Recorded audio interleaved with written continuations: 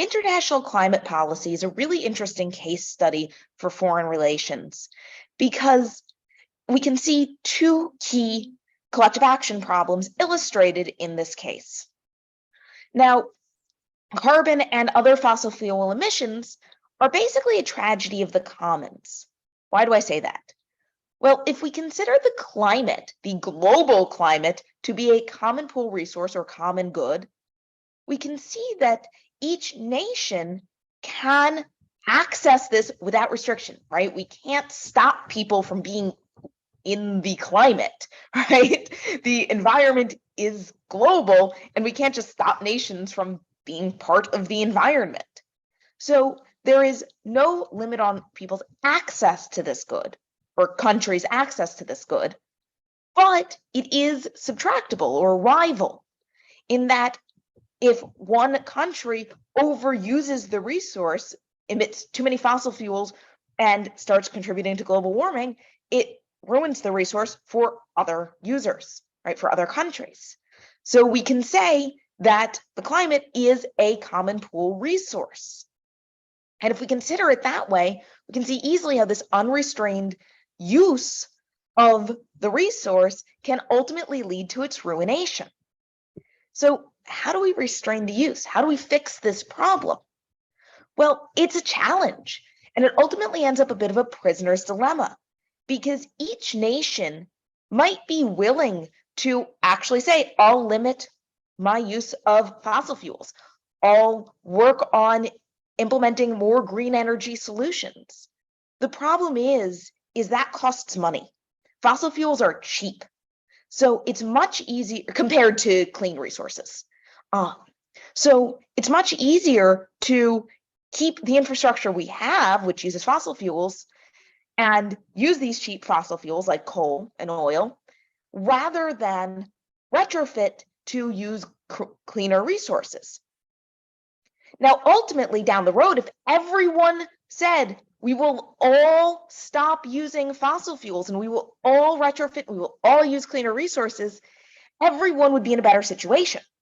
And ultimately, long term, this may not cost us more because the innovation and new technology may ultimately bring a net benefit financially and environmentally. But what if we're the only country who doesn't? What if the US says, I'll do this, and other countries don't? That may put the US at a bit of a disadvantage, at least in the short term. So the concern is kind of like during the Revolutionary War, when no state wanted to be the ones who equipped everyone else's troops, no one wanted to be the one to spend the money, then we ultimately don't do it. And that can lead to failure, just like the different states not really contributing to the war effort could have led to the failure of the Revolutionary War. Ultimately, it didn't in that case because France, a foreign power, stepped in and helped fund things. In this case, another country isn't necessarily going to step in because one other country wouldn't do it. So perhaps the UN can step in and try to regulate these things and hash out agreements that make it so that the US isn't the only country giving things up, or that China or the Eurozone or whoever else. Now, there is a question of equity here, which I have not addressed. The US and other developed nations used fossil fuels before we knew how polluting they would be. So our economies are very much developed, and we have the wealth we have because of fossil fuels. So now developing nations are saying, wait, you had this advantage of using these much cheaper, much easier resources, and you're telling us we can't use them to get where you are? That doesn't sound very equitable. But developed nations are saying, yeah, we get that, but we know better now. And we can't do this now because it's destroying the climate. And what's the good in getting ahead if the whole climate's destroyed in the process? So there's a real issue of how do we deal with that?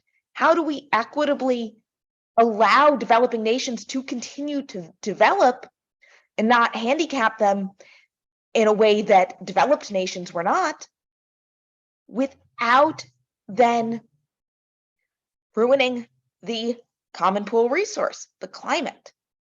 So this is a really complicated deal. And as I alluded to in our policymaking slides, potentially why we don't have a great solution, why we don't have these big changes in policies, because there isn't necessarily a clear policy stream or solution to the problem.